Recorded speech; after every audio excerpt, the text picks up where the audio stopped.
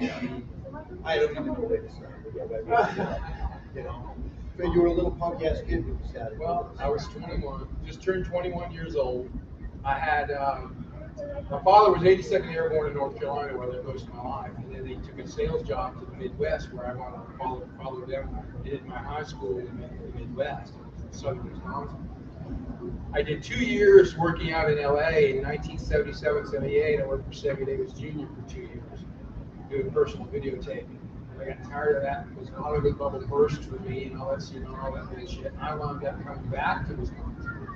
The next day, my next door neighbor, my best friend, calls me up and says, "Hey man, I'm moving to Florida tomorrow to go work on a stonecraft boat.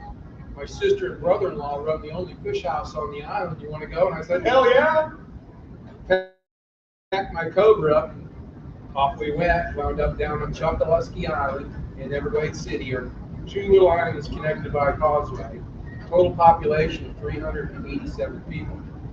Even today, that's the population, because they're simply not making any more islands for people. Room out there. But that being said, I wound up working when I first got there, building a home for my buddy's sister and brother-in-law, until they had an opening on the boat that my buddy was working on. But they had a guy from Michigan on there that the captain really wasn't sure about. So stone crabbing is such a bust-ass job. It'll make a man out of you in a hurry. Well, it took about 2 days for me to work this guy to death and quit. So just to get me on board. I get on board, and they impart the scenario to me about how you go about picking up the stone crab traps and this kind of stuff. So the boat leaves about 3, 4 in the morning.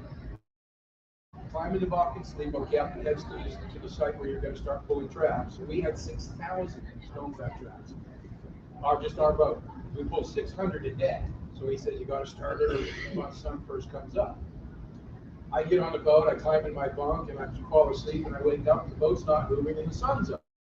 And I'm thinking, well, they told me just before the sun come up, we were going to be working. So I lean over and out of the bunk, and there's Captain Billy.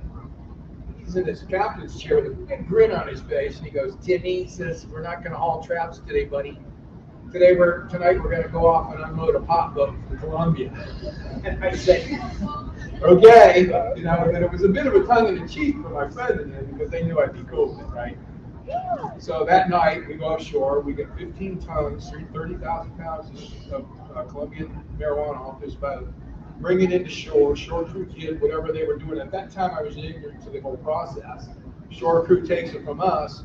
We go offshore, wash our boat down, sit next to a line of traps, wake up the next morning, pull some stone crab traps, and then come in. It's like a regular day. It's not unusual for a boat to stay out on. Well, I made rookie pay those first 2 nights, $5,000 an hour. 37 tons we managed in 2 nights. What year was this? This was in 1979. So after that, now I'm getting paid according to the size of the load. So I'm averaging anywhere between $50,000 to $100,000 a night, going offshore, unloading freighters onto our boats, bringing it into the shallows. 20, 30 other smaller boats will grab it from us and take it through what's called the 10,000 Islands in the Everglades National Park. One of the islands that we lived on, Chokoloskee Islands, was part of that cluster of islands. 40 miles of shoreline, 6 miles deep, one of the most beautiful labyrinths that Mother Nature could think of, and she put it right in our backyard. That's where we played, that's where we messed around, that's where we knew every inch of ground. So we could get law enforcement literally on purpose lost. Have a couple of guys in a boat, get their attention, get them chasing them, take them into a cut, and then leave the cut and leave them sitting there, and they're not knowing where the hell they're at. And my guys are sitting 2 islands away looking through the bushes and watching them be lost. This is the law enforcement while we're working 2 miles down the shoreline a little bit. That was my introduction to this whole thing. And from there it just went, it went crazy. We wound up, working it at times, 2 or 3 nights a week. And the loads, that 15 tons that I did that very first night, I never saw a load that small ever again after that. The loads were 20 tons. 30, 45. We did 55 tons one night, brought it in just to see if we could do it. Because it wasn't about money anymore. It was about getting the boat unloaded and the job done. It was just insanely crazy the way it was going on. But what people didn't understand was, quite simply, the significance or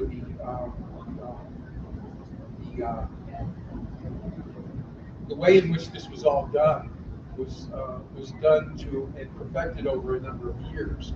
So we were really very good at what we did. And people always have to ask me about, weren't you ever afraid, weren't you scared, all this kind of shit, gunfire. And I said, well, no. Quite simply, to be honest with you, in 11 years that I did this, I saw a gun once. We were families, generations of families. I'm 3 generations deep. The connections that we had all around the Caribbean were also connections in family. So my 3rd generation, me being 3rd generation, was introduced and hooked up with their 3rd generation so we could perpetuate and continue the smuggling operations. And it got so sophisticated to the point where I had one of the National Park Rangers actually was on my crew. He introduced me to a counter surveillance technology expert in Miami, who the United States government and the local sheriff's departments and police authorities were buying their counter surveillance technology from. We had the money to buy just as good, if not better, counter technology to use back against them. We had parabolic microphones, we had handheld radar. I had a personal RF detecting device that I could wear in my pocket that had a telescopic antenna. You could unscrew that, put a wire on it, and it was the size of a pack of cards, playing cards. Put it in my pocket and run the wire down my pant leg and walk through the club. And if it got near somebody that was transmitting a broadcast signal, it would start vibrating in my pocket.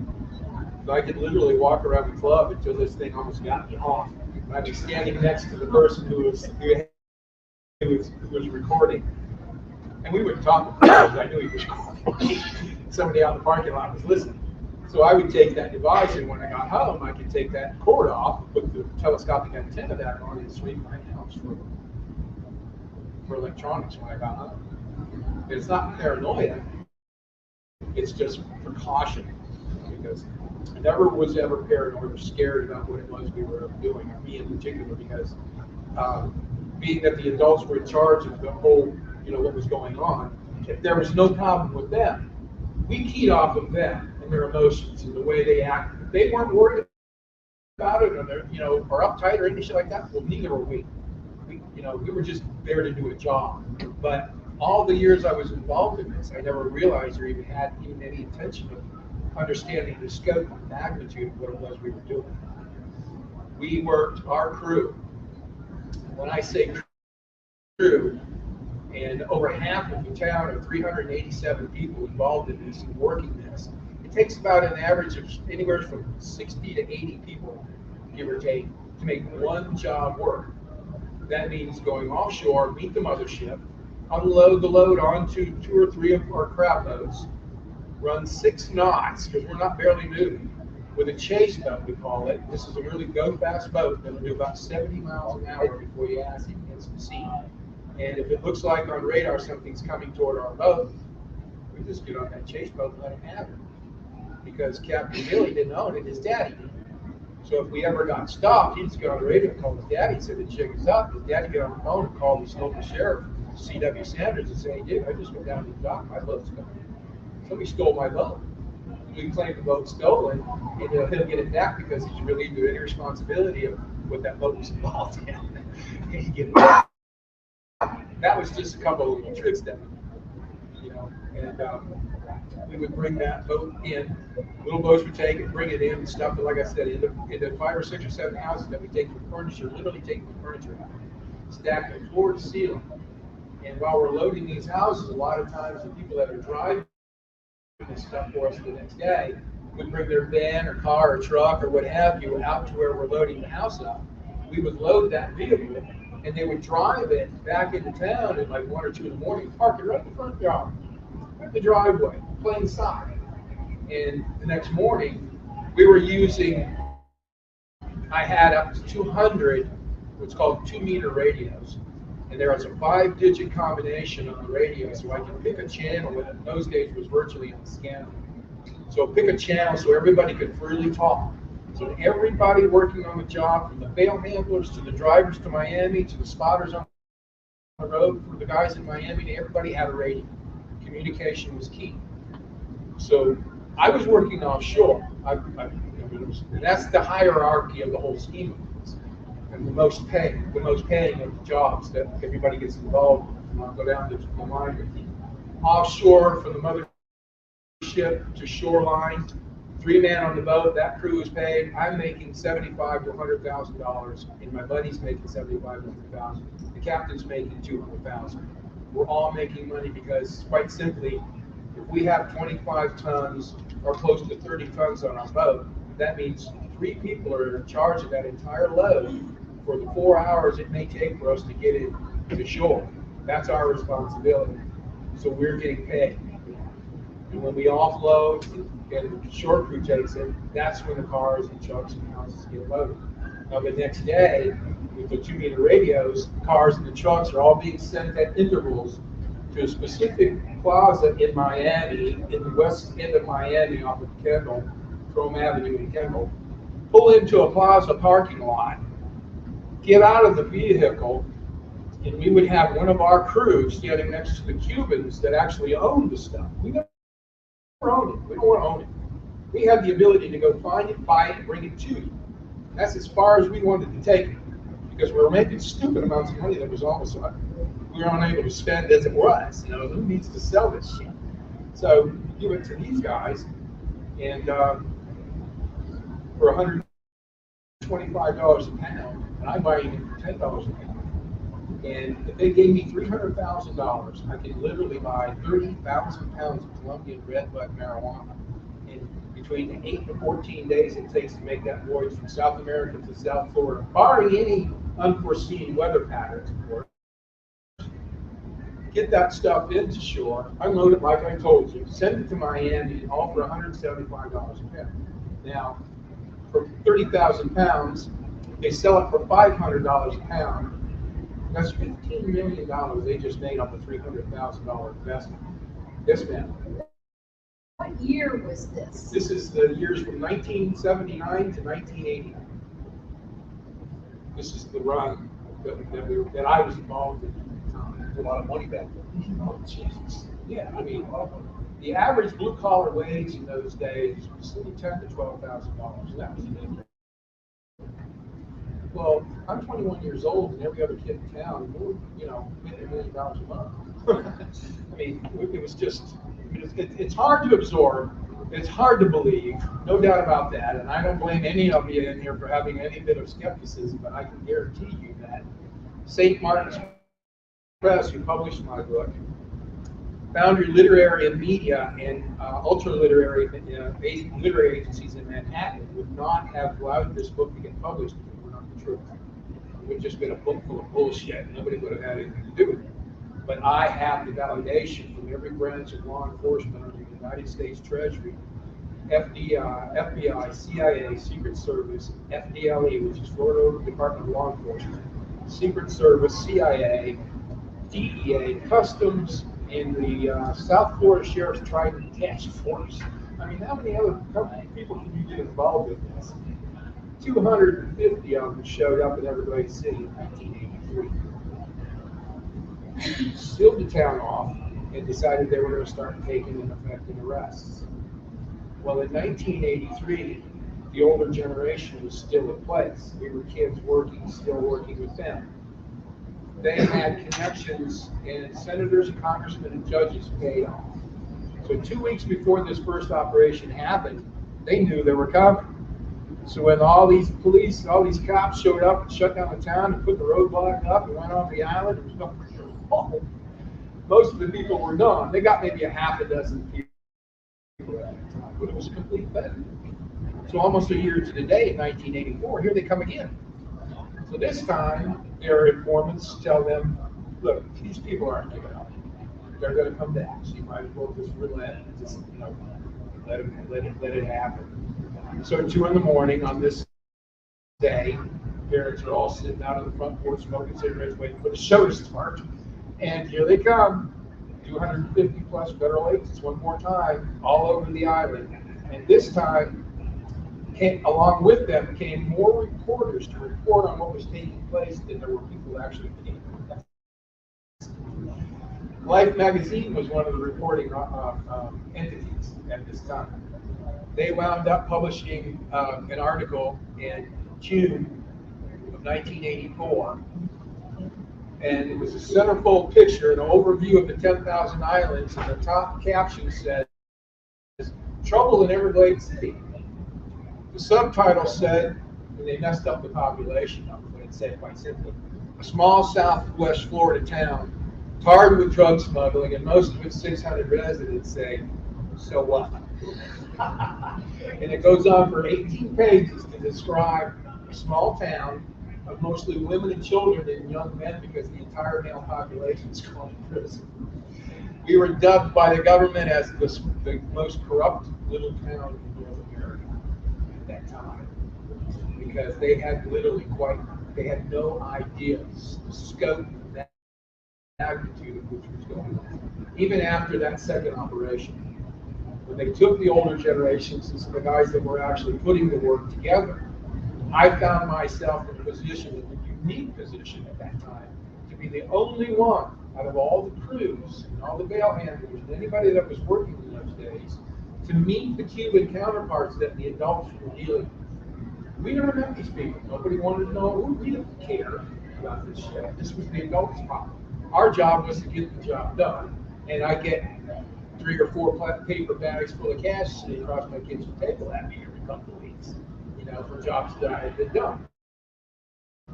Now, one thing I think is important to point out at this time, having said that about the money part of it, if I bring 20 tons of stuff in for you, and you owe me $30 million, just say I'm throwing out numbers, okay, so don't quote me on this.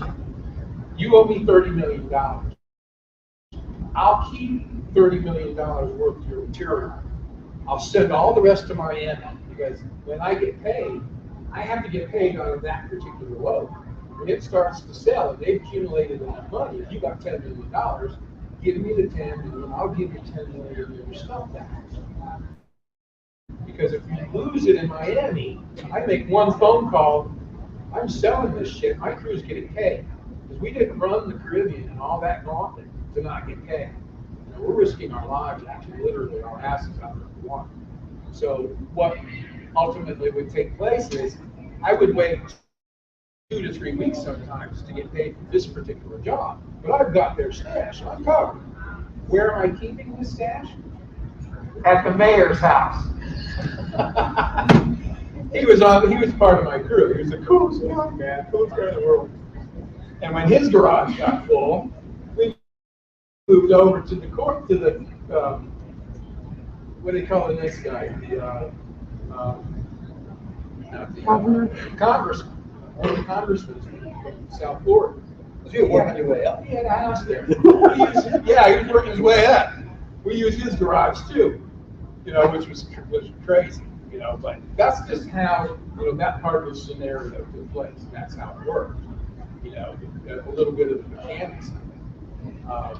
And people always ask me again, weren't you scared, weren't you afraid, dealing with Cubans and Miami and all this kind of shit? Because quite literally at that time, Miami was declared the most dangerous place on the planet to be, barring any other conflict or war.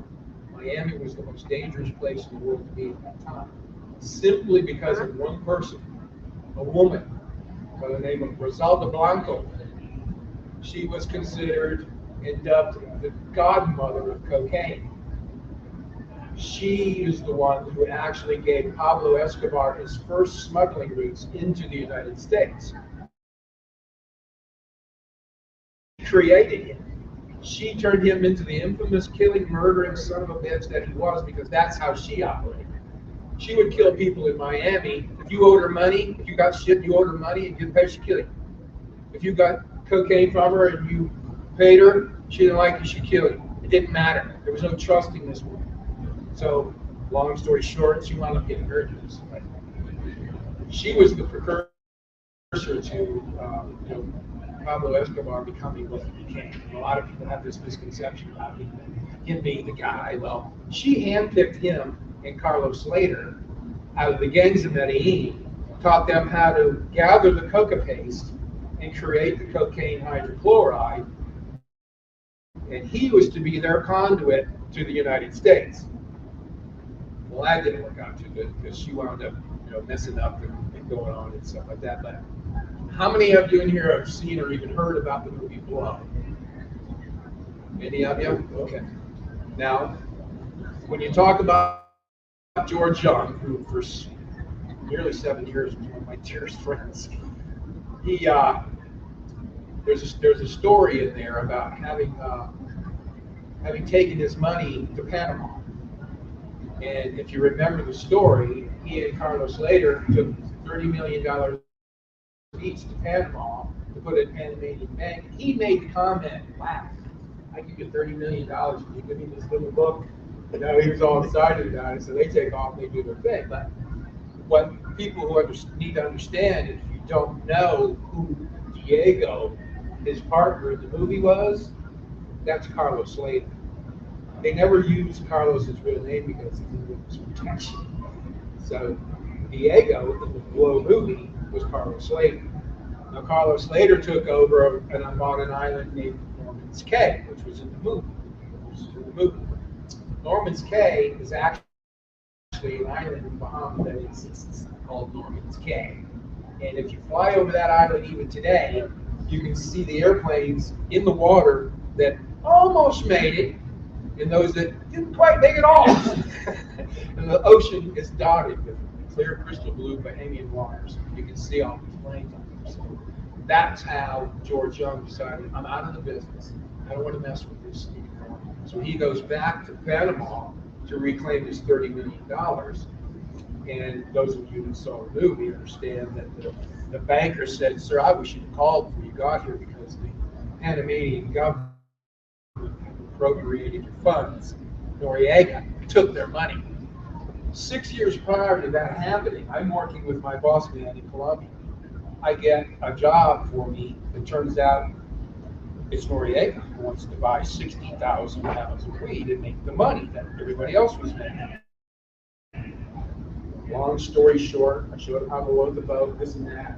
We put 30,000 pounds in the hold up front, sealed the hatch shut so they couldn't find it. Put 30,000 in the main ship hold that I got the first night.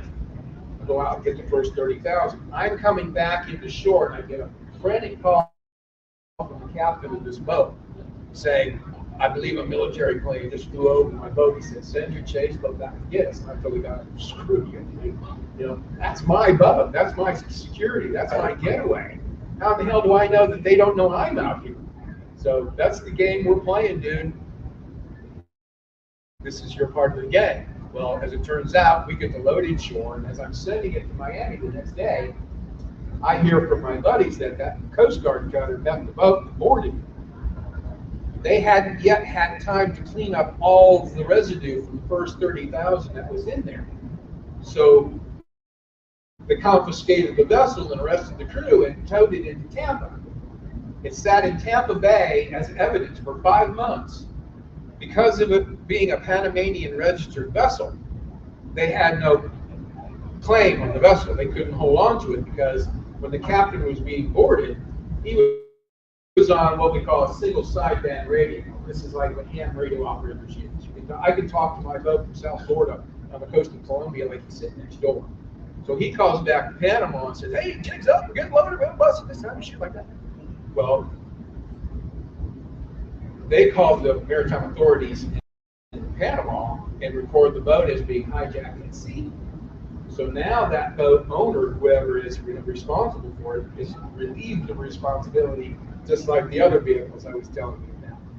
And 5 months later, because of all the residue that was still left in the boat, they couldn't put sniff dogs or any kind of search in there to find the other 30,000 that was still on the boat, because what I had them do was put it in a maintenance closet that had a hatch to a maintenance section in the bilge.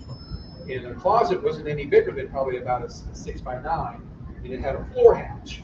You put 30,000 pounds down there, and then put 30 in the ship's mid-hole. I'll get the first 30,000 out of the ship's mid-hole tonight, and I'll come back tomorrow night for the other. What I told them to do was, when they loaded the boat, they closed that hatch in that maintenance room. The hatch is only 4 inches above the floor. The threshold to step over the watertight door is 16 inches. The room being as small as it was, I said, put 5 inches of concrete in, cover that hatch up. Throw your buckets, your brooms, your rags, and all your crap in there, and shut the door, lock it. So when they open that door, look in there, they don't know it's anything other than a maintenance closet. They don't know there's a hatch there that's covered with cement. Well, having said that, 5 months later, after using the boat as evidence, they deported it back to Panama because it's a Panamanian registered vessel. Noriega put another crew on it and sent it back to me. Opened up that hole, and I got the second 30,000 pounds out of that boat 6 months later. After that, that's when I discovered whose fault this was. It was Noriega's, because he wound up sending my buddy George in Miami through Griselda a handwritten notice that said in Spanish, "My friend, how in the hell did you do that?" in Spanish. And I wish that today somehow I would have kept a hold of that note. In those days, I was thinking shit like that. You know, it would have been a cool thing to have. You know, the guy was an absolute piece of shit. You know, he was. I mean, all I was doing was making money. But that was my experience with him. And while that was taking place, and I did that first job, my connection in Colombia, the boss man, he found out about it, this being Noriega's stuff that I'm buying, you know. And he literally warned me after that first job. He says, "Listen, it's translation. He didn't speak a word of fucking English." He says, "Don't ever trust that. Don't ever put your money in his banks because he'll take it." What's he do 6 years later? He takes Diego and George Jones fucking. And he spared me. You know, he spared me the anguish of putting millions of dollars in a bank in Panama and getting it taken from me. You know, so that's, you know, that's a little bit of, you know, a little short tail on that story. But there's just so much that we did in interacting with.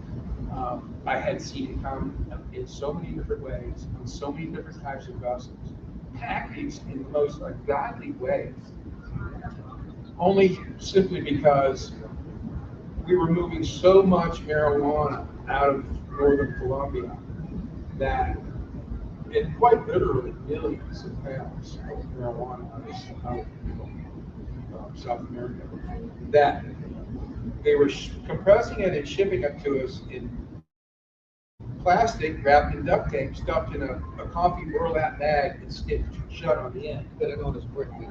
Well, the Mexicans were better known for brickweed, but yeah, that had been done for later. But more to the point was simply that we were taking so much cannabis out of northern Colombia, they ran out of coffee bags to put it in. So what they did was they shipped it over to the sugar industry, which is another big export industry in South America. Now they were accustomed to using these nylon burlap-looking sort of bags, you know, nylon bags. So we started using those, and then those ran out. So now we start seeing the loads coming in Purina monkey chow, Purina horse chow, Purina elephant chow. And I'm thinking, what the hell? Who knew Purina made food for zoos? Boy, this is the first time we've figured this out. So now we're using Purina's bags to put this in, while they get more stock of, you know, burlap bags for the coffee. This is the ridiculousness of what's going on. Yeah, this is insane. And that's one of the reasons why we never wanted to be the ones to sell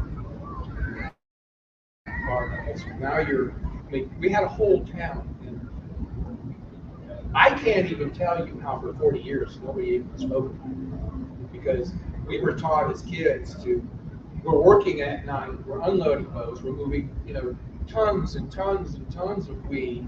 But we go into town after, you know, the next night or so into the clubs and party, take on the tab to the club. And everybody knew when the guys from Everglades were in town, because they'd be at the clubs we were at. We were buying the whole club. And what they didn't see it, they just knew who we were. If you don't see it, there's nothing that can be done about it. You know, but it was important to figure out how to spend money and not have anything to show for it. That's something that the older generation were very adamant about. Because if you got stupid and you started buying Porsches and Ferraris and building big houses and stuff, well, then you just didn't work anymore. You're a liability now. You're no longer an asset. See. So they gave us in the earlier days, they gave us a couple of scenarios about how we could spend money and not have anything to show for it. And then from that point on, it was left to our own imagination. The easiest way that I've found to spend money, any significant amounts of money, was to take $200,000 in cash of my own money, $100 bills, and 4 of my friends taking the same amount. We would start off between Miami and Palm Beach, in North Miami. We would go down Miami Beach and we'd take 1, 2, 3, 4, maybe 5 clubs and go in. Managers all knew us in these clubs. Set a sack of cash on his desk to say free drinks for everybody until the money runs out. The money runs out, we bring you more. And then the next night we moved from there down to South Beach, take on 5 more clubs, throw money all night long. Pay the tab for everybody in all 5 clubs. And the reason for doing this was that the sole intention for Monday morning to have just enough gas money to get us home. Just to get rid of the money. Because, I mean, it was a pain, literally a pain. I bought a house simply because the condominium I had near Marco Island, which was up in the house that didn't get used, like, I had so much money stuck in the air conditioning vents that the air wasn't coming out. So I had to buy a house from a Cuban buddy of mine. So I'm taking money and I'm putting it in the attic of this new house that I just bought. Yeah. A couple weeks later, I go back up there and I got like another $4 million in boxes up there. And I look and I see this pile of $100 bills, $250, almost $300,000 worth of $100 bills chewed up by mice. And they made the coolest little condo out of this thing, man. You know, all I could do was laugh, you know, because I'm looking at this thing like poor little bastards. I just grabbed it up like this and threw it with all the other insulation and set 3 more boxes back down. And I told my girlfriend, I think we need an exterminator. We got mice. It's a problem. So that was one of my experiences with you know, having money. Plus, people always have this misconception about burying. Oh, you guys buried your money. Bullshit. You don't bury your money because chances are you're going to forget where you put it. And I had one story in particular that I want to tell you. And I'll tell you why. One of the 5 brothers, the youngest of the 5 Daniels brothers, who were the second generation, I grew up with their kids. We learned from them this business. Craig, the youngest of the 5 brothers, took $150,000 of $100 bills and put it in a 4-inch PVC pipe, not that long, with 2 caps on it. This is what people always think of. Put it in and bury it around. Well, I'm sorry. Money mildews. Money will mold. I can't tell you how many times I've been paid hundreds of thousands, if not millions of dollars worth of money when you go like this. A cloud of mildew and dust will come out of the money because it's not being spent. It's being bundled and sent to this guy. Pay this guy now. Now this guy pays this guy. And a lot of times it doesn't get opened up. It hits the mold. You know, it was ridiculous. So we had another idea. I was driving home from Naples down to Everglades City, which is about 30 miles away. If you want anything significant as far as groceries or shopping and clothing, you had to drive down. So I drive past Bob Taylor Chevrolet one day, a local Chevrolet dealer, and I saw this badass, awesome Corvette, low ground effects, fat tires, and all this was just the coolest car. And I pulled in, and I asked about the car. And the guy says, well, it's the dealership owner's son's car. He just traded it in, he's buying something else. I said, that's mine. I bought it right then and there. And I got on the phone, and I'm calling back to Everglades City to have a couple of my buddies come up because I've got a Cobra that I'm not getting rid of, so I need somebody to come up and drive my Cobra. So when I'm on the phone having this conversation, I'm looking out in the parking lot and they're selling brand new ragtop Jeeps I gotta stop him on that Come for a here. second. Does anybody have any questions for Tim? I was waiting for that. No, but I can't make him talk any louder. Oh, that's what you're doing over there. Okay, no worries. You have a little mic you can put on the shirt? No, he doesn't. No, the mic that he has is working, so we're doing the best without it. That's Forgive okay, me. project. I'll turn it up. Project. So, Right. before you do that, let's the one like I'm just walking out. Okay, good. Because the camera. Where was I? What the hell was I talking We're talking about the The Jeeps, GoPro. Brian. The fat tires. Any other questions while we're taking this little switcheroonie? Yes, ma'am. Reorder maritime law whenever you're on a boat. It's kind of like, it's a different type of a law, it's just a maritime law. Yeah, that's one of it. Only in international waters. Oh, okay. International waters, they get typically at 200 miles, but the state regulated laws, it's only 30-mile limit. Territorial limit is 30. Oh, you warmed up the seat, right? Yeah. I'll be back. Cool. I couldn't come up and sit because not only the mic cable malfunction, but the camera cable malfunction. Pick one of your excuses. I don't really give a shit. I don't. No, they all want to hear you. So go back to the, oh, you don't want to leave for the Jeeps. Trust me on this one. So I'm on the phone, and I'm calling back to every place to get drivers to take my car back.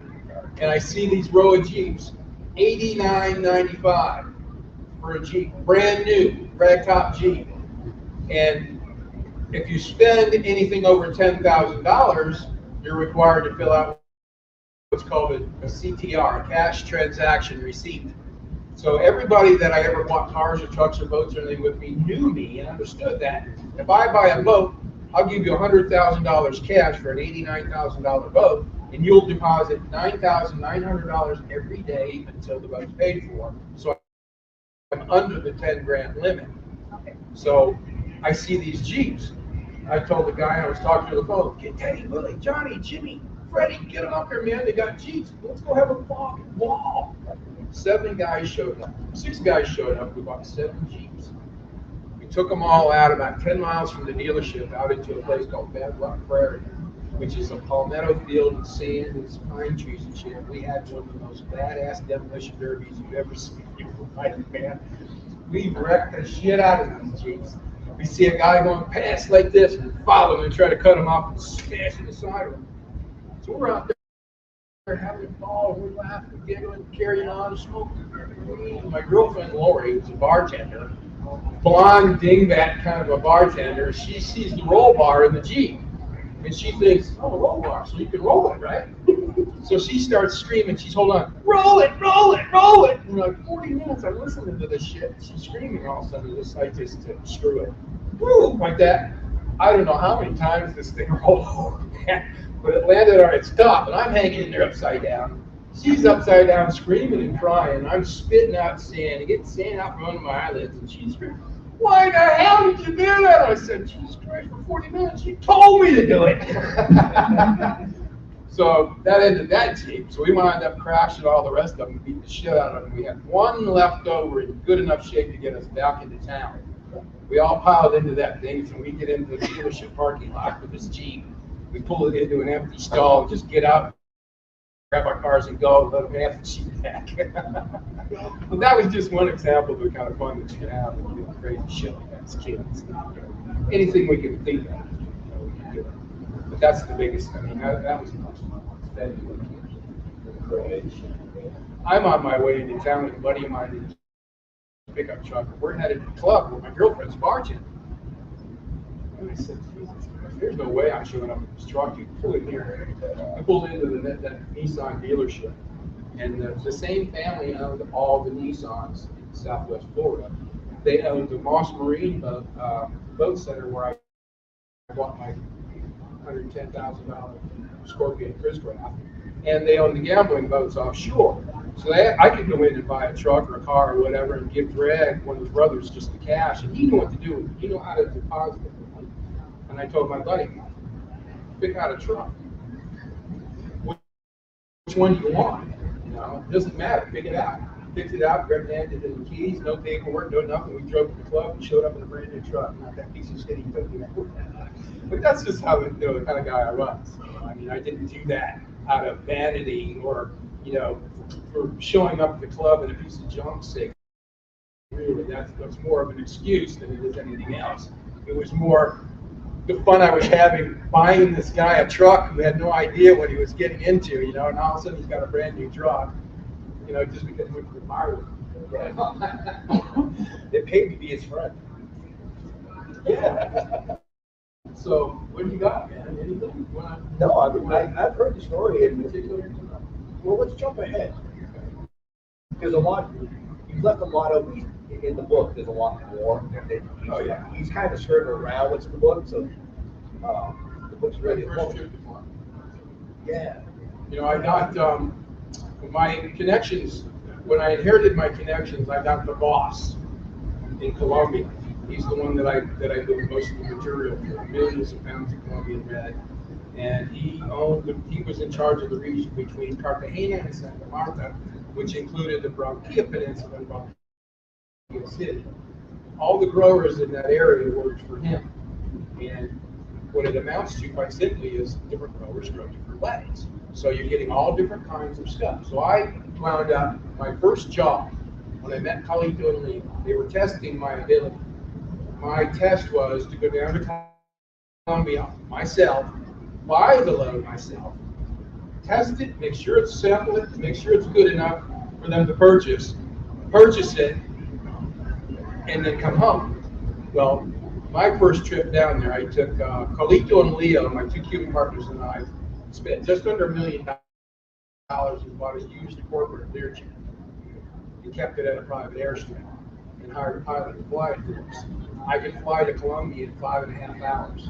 So I could leave early in the morning, fly to Colombia, land on a very well kept dirt ground landing strip in the middle of a sea of green forest.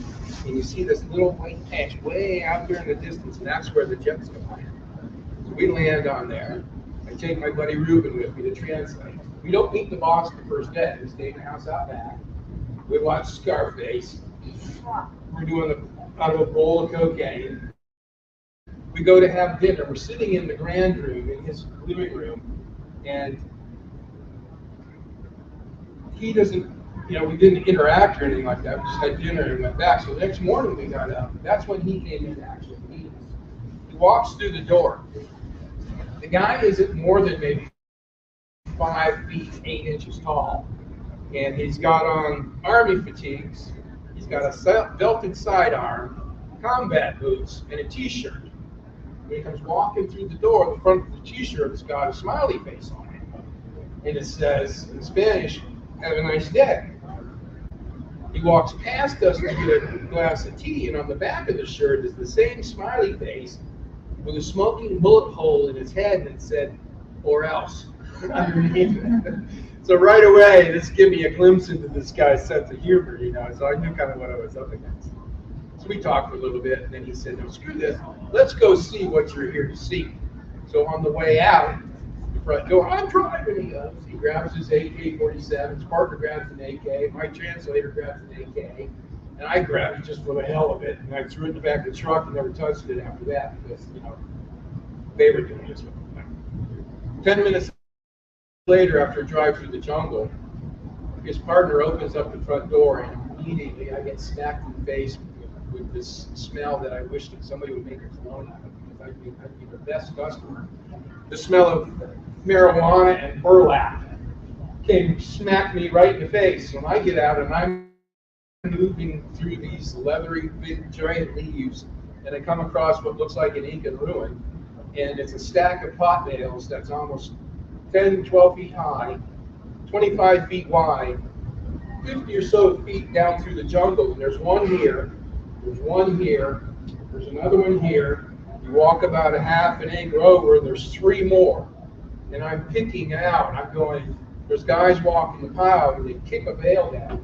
And what he's giving me is a 6-foot-long bamboo piece of stick with a metal pipe on the end of it that's cut like a hypodermic.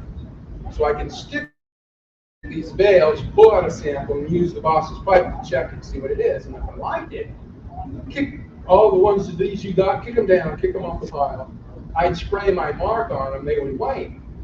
Now, as the weigh process took place, when I got to the amount I was there to get, and that was the end of the day, we go back to the house and shower, clean up, and have a nice dinner, and get on the jet the next morning and fly home.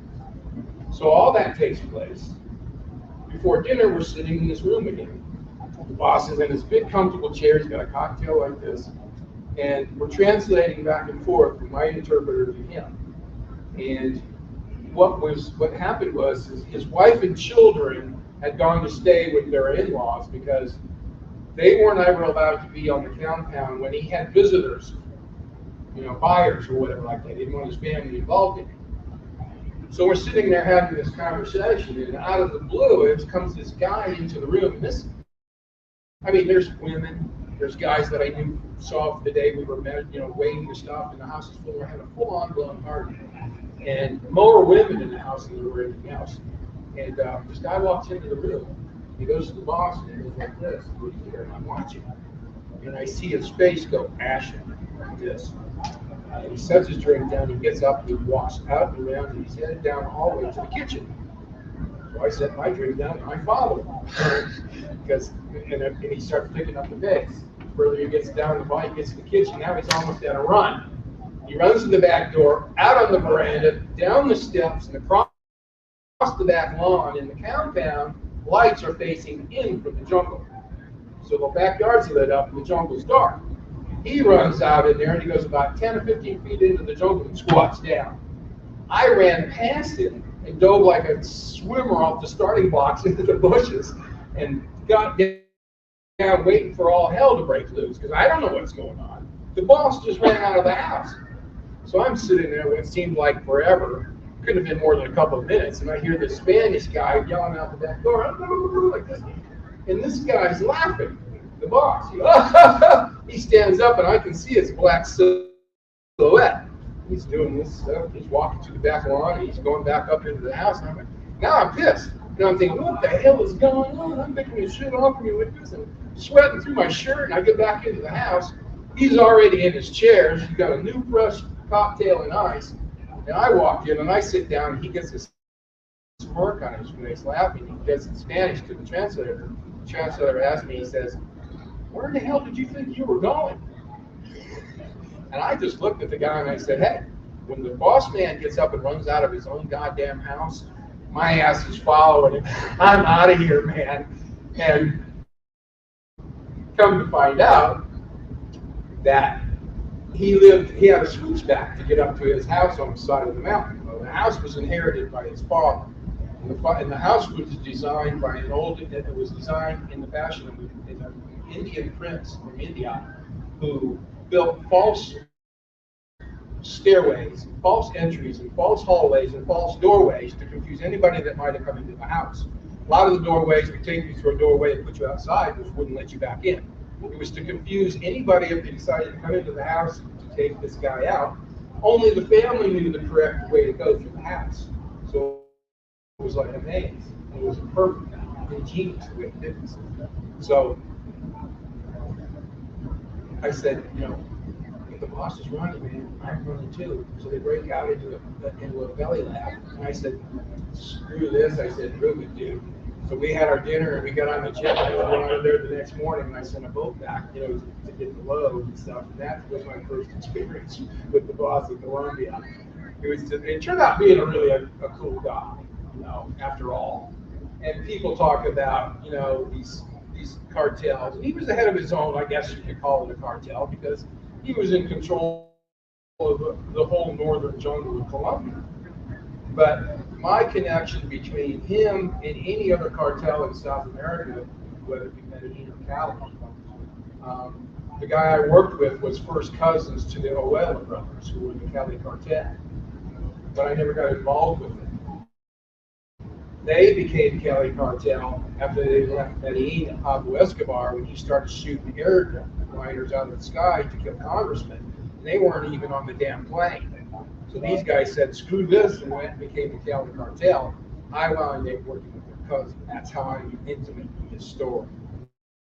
And that leads over into the story of Miami and Rizal Blanco and all that stuff we talked about a little bit earlier. Any questions? Anything? Anything stirring in your head, man? Yeah. You think you could do that today? No. This was something that took place in a very unique geographical location, which was the 10,000 Islands, literally. If you Google it and look at an aerial view, you'll understand what my backyard looked like. We're all us kids goofed off. We got you in there, we're losing you and you're gone. No doubt about that. But that and the plain and simple fact that the United States government had already caught on to what was going on, and the information that I was able to give them in lieu of cooperation was how the mechanism worked. So there was no going back beyond that point. Yes, sir. So after going through all of that, right, what is it like now for you to see places like this exist where people are just open market selling marijuana everywhere? I want a refund on my $4 million. And that's cool that you said that, because I get that a lot throughout the day. The irony that I'm experiencing, having been going through and suffering through and making it out of 160 years mandatory to life and $16 million in fines, and now I've got a card in my pocket where I could go a half a mile down the street and buy this shit across the counter. Is that not irony at its best? And what my story represents, plain, purely, and simply, is that we weren't the only potholers out there, and I'll admit that. We represent a small little town that was able to integrate this into a way of life spanning 40 years and 3 generations, and no one had a clue what was going on in 40 years. Amazing. When our guys go out, we go out and we're working together, we're not talking, we're like, hey, what's going on? We're working our ass off, because you don't just go out to a freighter or a boat and the shit starts raining down on your boat and you're loading. We have to literally get on that boat, help that crew get it out on the deck, then go down to our boat, have them drop it down to us, and we can start stacking it. So it's work, work, work until you puke, get a drink of water, and work some more, because once the process starts, you boarded that boat. There's no stopping. You've got till the sun comes up, or you're dead, your ass is done. So our part of it has to be done between sundown and sunup. The typical scenario with that is we would sit off of the loaded vessel. Every vessel that we would approach had a call sign, a specific call sign. So when we said that call sign, they knew who they were talking to, the right people. So we would take this, we would sit off of what's called the horizon. And on the water, the horizon is anywhere between 10 and 11 miles, depending on how big your ship is. So that, I don't know if any of you have been driving to the desert long distances and you see the things shrinking behind you like this, and they shrink and disappear. Once they disappear, that's your horizon. So we would sit just off of that, so we wouldn't be associated with that vessel in any way. 2 to 3, sometimes 4 hours before sundown, we would make that radio call and let them know we're coming, so they know the boat that's coming is the one that's supposed to. So we've got a little bit of daylight left to get up and help and start and get the load going and like this. We went out one evening with 3 big crab boats, 51-foot marine management that are mostly deck, perfectly designed for carrying stone crab traps, but that also made them perfectly designed to hold those rectangular bales of weed. So we're driving this stuff, and we're out there waiting, for our time, and out of nowhere, this little Cessna airplane is flying about 20 feet off the water. You can't hear a plane coming at you when it's flying that low in the water. And when we first realized that there was an airplane, when it came over our boat, just missed our tallest antenna, which is our low-ran antenna, up like that and bent over, and right away we realized that it was Daryl Daniels, the guy whose job this was. He had the money to buy the airplane and the money to pay a guy to show him how to fly it, but he never had a pilot's license. He just had the plane to move around with.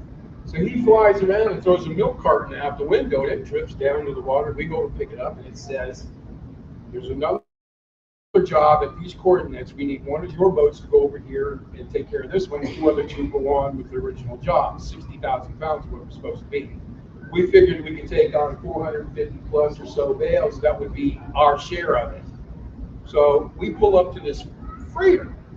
This thing is 400 feet long, if it's a foot, but you can't tie off because the weather deck's 16 feet above our head. So the captain has to stay in the wheelhouse to keep the boat against the ship. So when they start dropping the shit down, it's not falling in the water. This time we didn't have to get on board. That boat had at least 70 guys on it from who knows where, all different countries. Dark-skinned guys, light-skinned guys, and they were a single file down an open hatch down this side, and coming out another hatch on the other side of the boat with a bale on their shoulder, back to back. There's no gap between these people. They're carrying like this, and they go, throw it over on that boat, throw it over in our boat, throw it on that, and here we come. Now we're going. But they're coming from so high up, and these things are 60 and 80 pounds, and they're hitting our fiberglass deck, and all of a sudden we start hearing, and we're thinking, oh my God, they're going to tear our freaking boat out from under us. But there were so many of them dropping bales, our inability to keep up with it was our lifesaver, because the piles started to build up, and now they're hitting one another. We didn't think about that. It just happened on its own. So we get our load, and Billy's kind of the captain. He's kind of keeping a bit of a count. We know how the boat looks when it's loaded. So we figured we were at the amount that we were there to get. So I yelled up at the captain. He's leaning against the railing, peeling an orange. How many more? 50 more!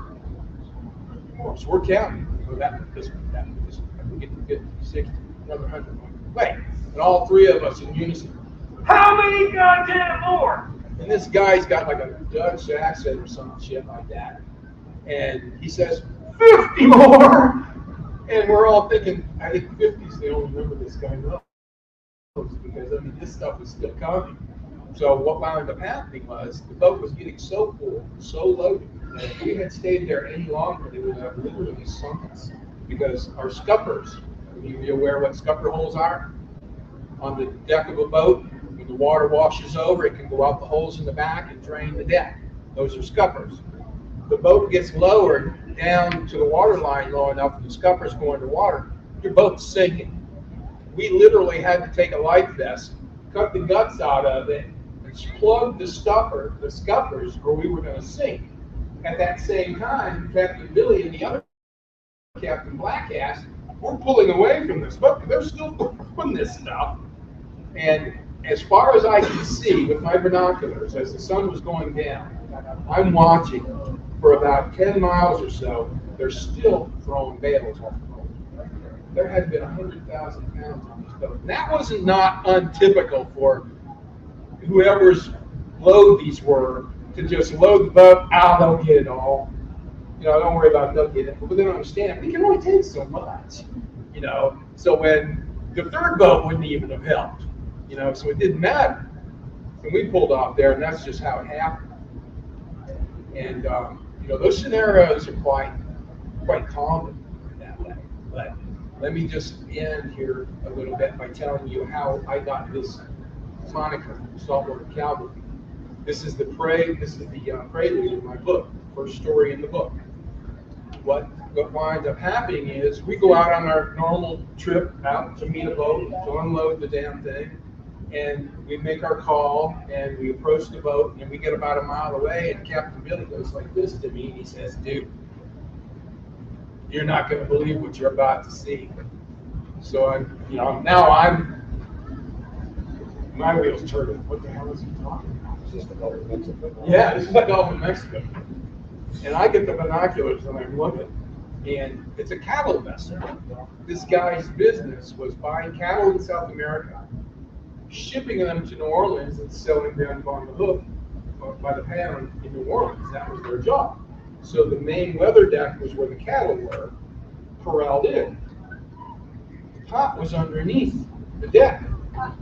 So I'm watching, Billy goes like this, the fan gates on the back of the boat open up, and the crew starts cattle prodding the cows like this off the back of the boat and into the water. Like a pure legitimate bovine waterfall. there had to be 125 at least cows on this boat. And I'm not believing what I've seen. I mean, I'm like, what the hell? I thought I'd seen it all by that time. So we pull up there and it's clunk. I mean, these poor things are, clunking the boat, the hooves and the horns and shit. And I look up, we look at it, what the hell are you doing? And the guy looks down at me, just a matter of fact, he says, well, how do you expect us to get the shit out from under the boat with all these cows in it? He threw them off the boat. Expendable. Jesus. So, I mean, it didn't sit well with any of us at all, because it was like, oh my God. So we take off, we go in, drop the load, do our thing. The next day, we're telling the shore crew about these crazy ass guys with this boat full of cows. And, off the boat they go, and they're like, Jesus. About 3 weeks later, we're working again in the meantime. A couple, 3 weeks later or so, here comes the boat again. Same guy, same crew, same boat, same batch of cows. This time they've got chickens, pigs, goats, monkeys, little spider monkeys. Little fuckers about this big. And we didn't understand until later on how the monkeys got there. Well, when the fan gates opened up, the monkeys started running to the light mast. They're all up there because they know some shit's about to happen. And off go the cows again. We go through this scenario one more time. But as we're leaving, we told the captain, don't come back. This cannot continue. This can't happen again because, Jesus, it's one thing to be walking along Naples, Fort Myers Beach or whatever, and, maybe shelling and trip over a fish or some shit. But it's very much another to be shelling and walking, trip over a goddamn cow on the beach, Yes. What year was that? This was 1983. And they were washing up on the beach. And we told the guy, hey, for 2 reasons. He goes, why? And we said, for 2 damn reasons. One, the poor goddamn cows, I mean, Jesus, they're drowning all around the boat, Secondly, we can't have them washing up on the beaches anymore. So don't come back.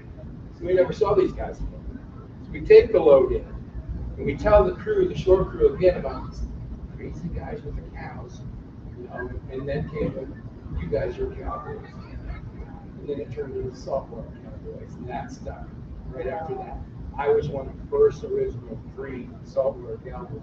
And also the reason why the Gulf of Mexico smells like cow shit. Yeah, and I could, the very first thing I could smell approaching that boat was cow shit.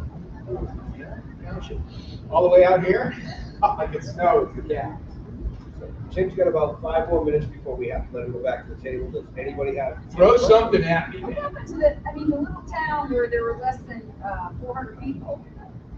What is it like today in that area? Is it the same, or different industries like that's part of the Well, it's Everglades. still stone crabbing industry. It's still backwater fishing and guiding and swamp buggies and airboat tours. And as a matter of fact, a lot of the guys that I grew up with and even went to prison with who were part of my crews, they're running these tours, airboat tours and backwater guide tours, and they're using our old waterways that we cut out to take these people fishing and do these buggy tours and swamp buggy tours.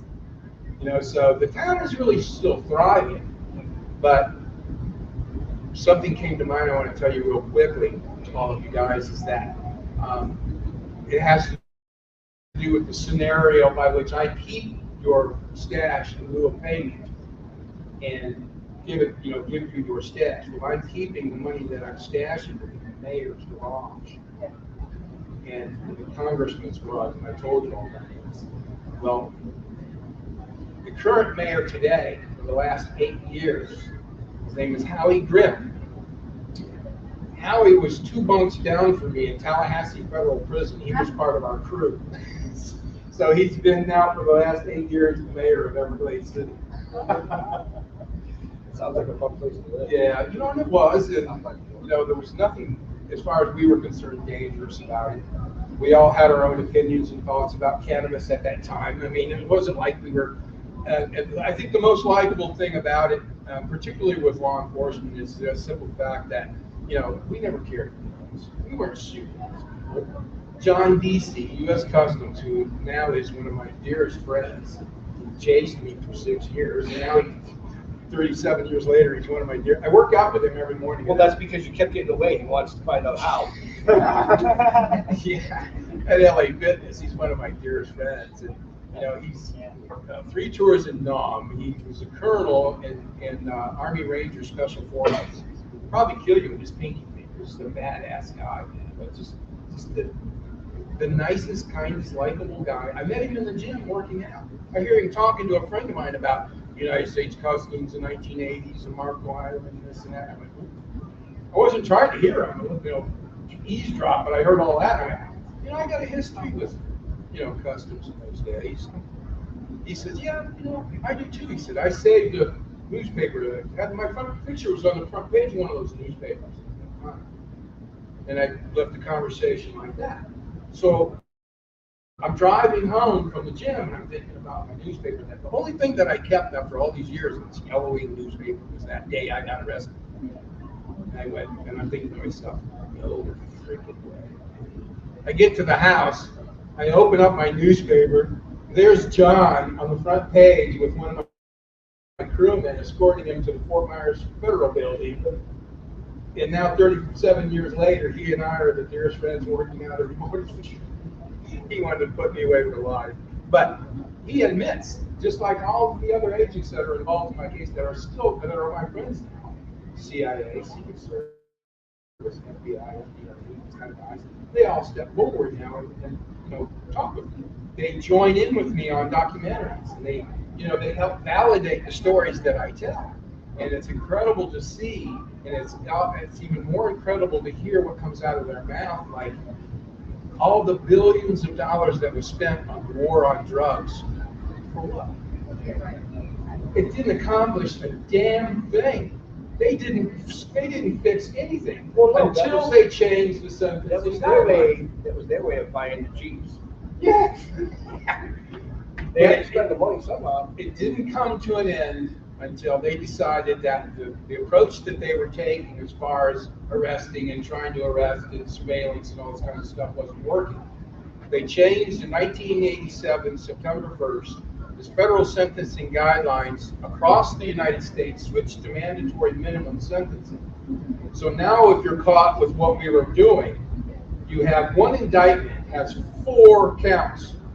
Each count mandatory 10 to life. And $1 million. So if you got one indictment, that's 40 years mandatory to life and $4 million. I had 4 indictments, 160 years mandatory to life and $16 million in fine because I was dubbed manager. I was running all the 5 crews. I was fine. George Bush Senior. Yeah. Yeah. But that's just a little bit of a quick, That was quick. That was quick. Oh, dude, there's so much more. Yes, ma'am. You said you've had other people who are consulting for documentaries. It sounds like a Netflix thing. Well, actually, I'm in contact with a. Might as well just say it. If you're familiar with Raw TV out of the UK, and if you watch the Gold Rush series, any of that Gold Rush stuff, Yep. That's Raw TV that does that. They want to make a series, and Discovery and Netflix are waiting for them to make it. They don't have to sell. All they got. We're working on what's called a story arc. Yeah. How it begins, how they're going to go through 8 one-hour episodes of Everglades City from top to bottom, how the whole thing played out. So I'm excited for finally, but somebody's going to be But getting for the story in their face. But for now, you can read it in the book. Yeah. For now, you got me. And you're never going to hear this story from the government because they were embarrassed to the point where they're not going to do shit. They were taking notes.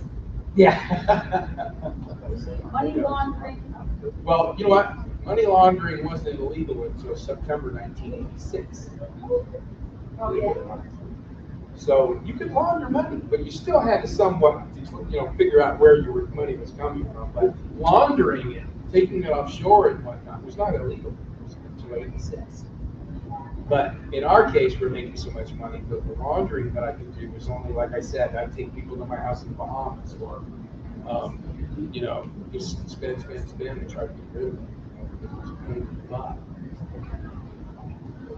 That's how I grew up, and unusual childhood, I guess you might say, or midlife, middle of my life, my late teens and my 20s, all the way up until I was 28. I ran all these groups, made half the Southwest border with, turned idiots into millionaires over a period of years. But I don't regret, not one minute, of having done what I did.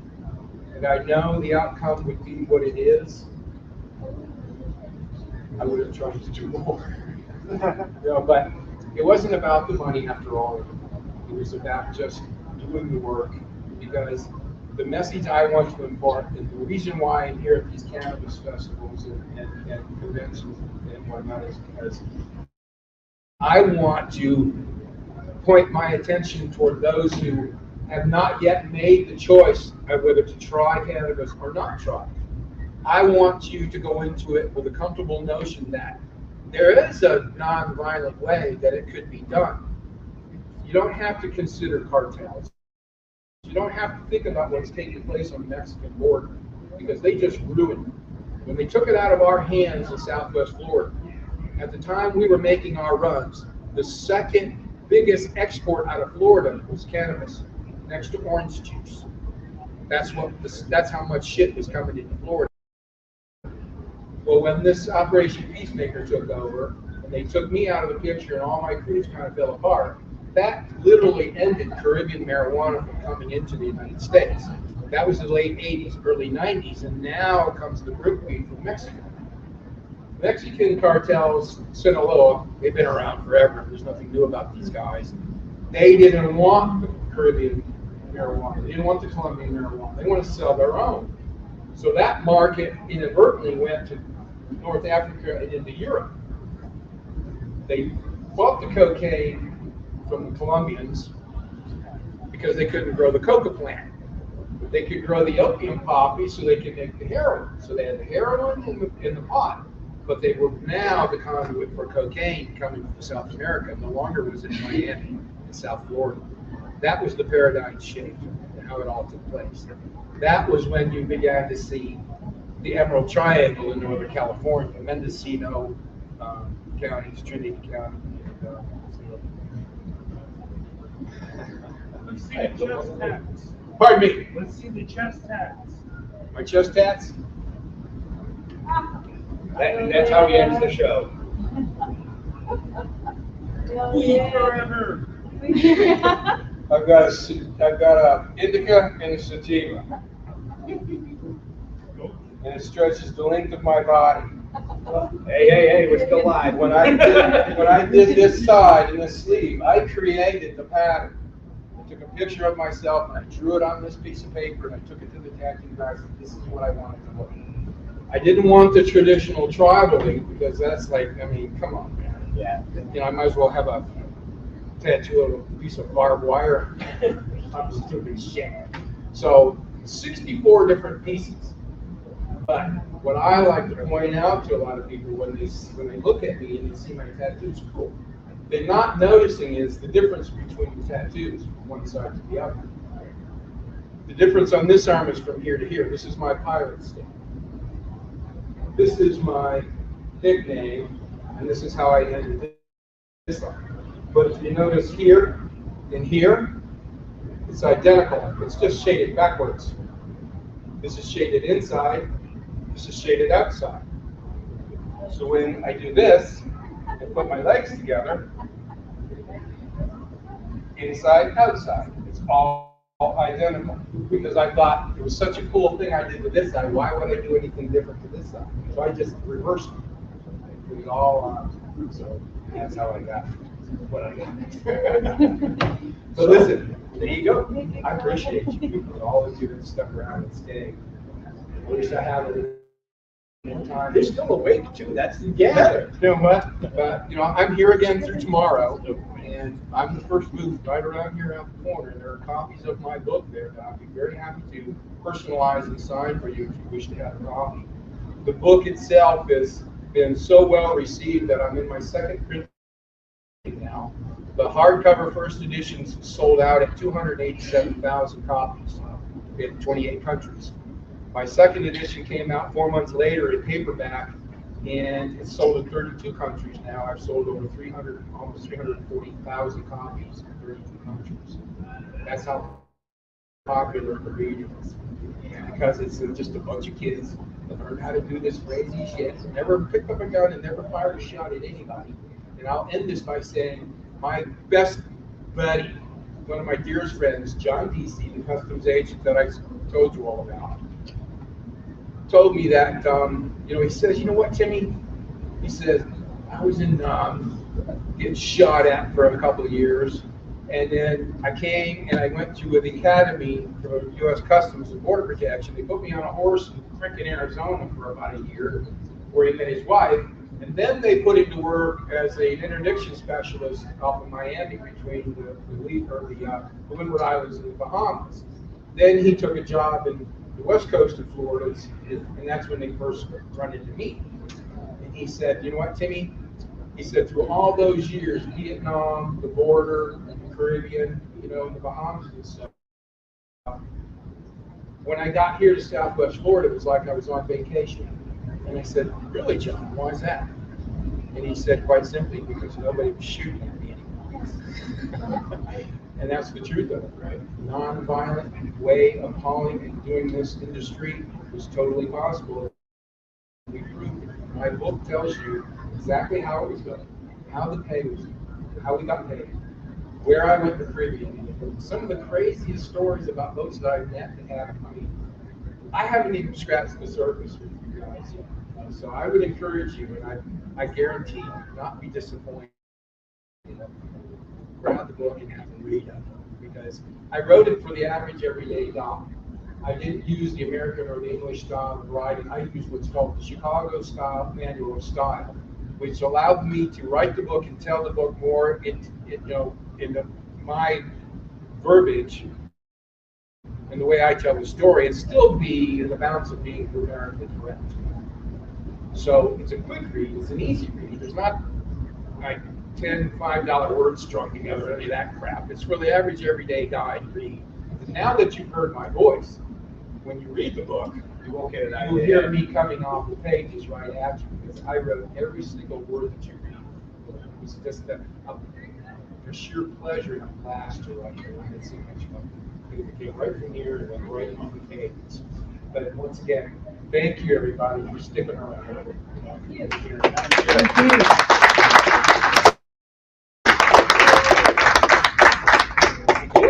Yeah, man. Appreciate you, man. Thank you.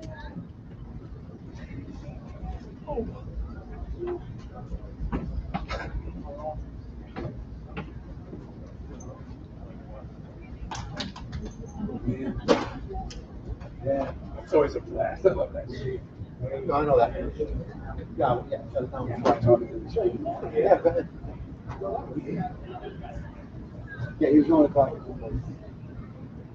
I would like to be this person. I did.